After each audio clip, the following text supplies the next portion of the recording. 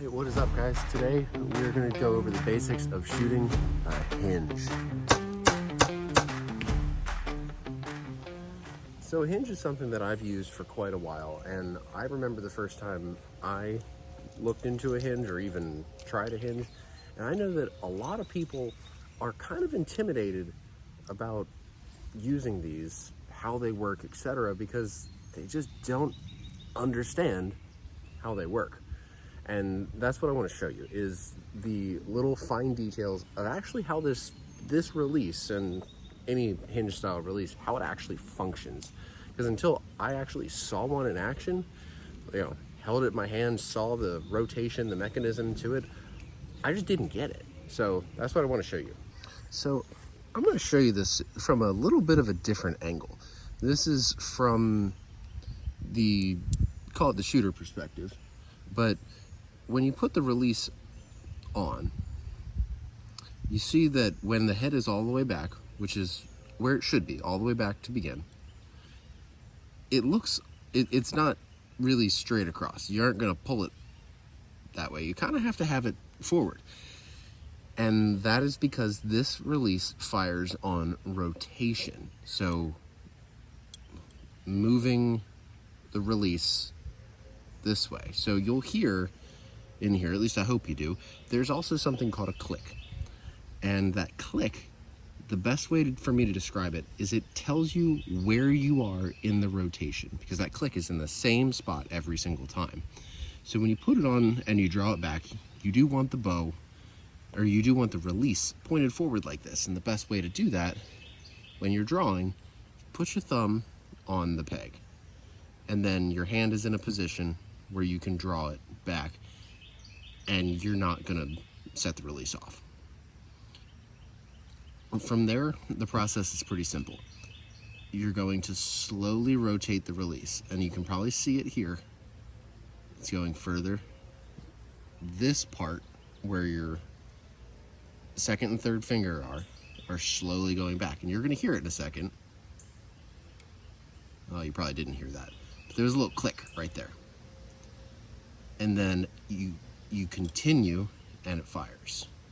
So the point of this is that it's a very slow and controlled process.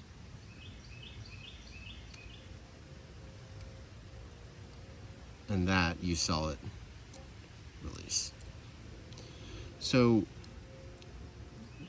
that's how I would like to show you the actual mechanism of how it works. Now, how I actually use the release myself is when I'm pulling back, I've got a bunch of pressure on this. When I'm anchored in, I am stretching my hand. And as you can see, when I stretch my hand, it actually is rotating some, because my pointer finger is longer than these two, and my hand naturally sits in that kind of position where if you just stretch it from here to there, you see it's rotating and it fires. That's one of the ways to do it. The other way, realistically, you can just kind of actually manipulate your fingers and rotate it until it fires. So I'll show you a couple examples actually at the bow, so you can kind of get a better grasp of how that sounds, how that feels, etc. So I know this is probably not the ideal angle to, ideal angle to film from. It looks kind of funny, I know. But this is a good angle for you to actually see my release hand, because I'm shooting that way. So when I draw back, just remember we were talking about the angle of my hand pointing forward. Well, so that my thumb is behind and my ring finger is pointing closer towards the target. So my thumb is on the peg, and the release is leaned forward so that that head is tilted all the way back, okay? You're going to draw that way. And then when you come into anchor, you see how my thumb is still on that peg. That keeps it from rotating. Then I'm going to let my thumb off the peg and gradually rotate my fingers till that click, which you probably heard there. Then I'm going to continue that rotation, whoops, of my hand. Now, again, it's kind of hard to talk through those because when you're locked in here, it sounds kind of funny. I know my voice, I'm like, while I'm talking, but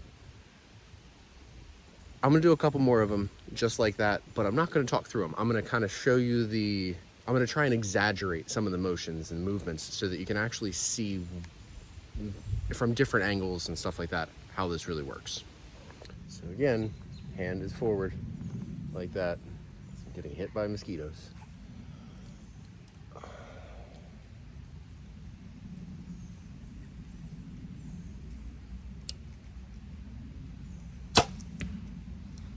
That was an example where I kind of stretched my hand. I hope you can see that. I'm gonna do another one just like that.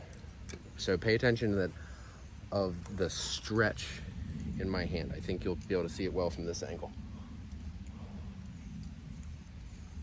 I'm letting my thumb off the peg now. Stretching.